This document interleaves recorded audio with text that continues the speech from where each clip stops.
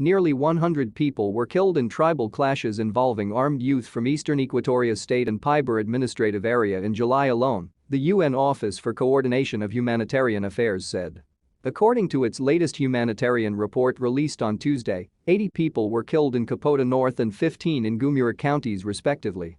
The violence was allegedly triggered by cattle raiding and ethnic hostilities between the neighboring areas. But local officials in Kapoeta North County claimed the death toll of the vicious violence has risen to 235 people. The commissioner Emmanuel Lamilo said at least 235 were confirmed dead, a figure iRadio could not independently verify. Dozens of wounded raiders were allegedly captured and nursed at Torit Referral Hospital before being released by the state governor Louis Lobong Loger this month.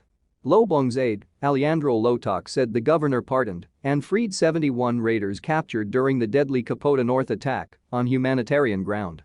Meanwhile, the UN agency OCHA said more than 17,500 people were also displaced in eastern Equatoria, as well as some 1,700 people in the Greater Pibor Administrative Area due to the violence. It stated that in July, food insecurity, intercommunal violence, conflict and disease outbreaks persisted and that the situation continued to worsen. In a separate statement, the agency said worrying food insecurity situation in Longochuk County, Upper Nile State, forced some 5,000 people to move to neighboring Mewat County in July. It added that torrential rain and floods affected nearly 2,400 people in the IDP site, Twick County in Warup.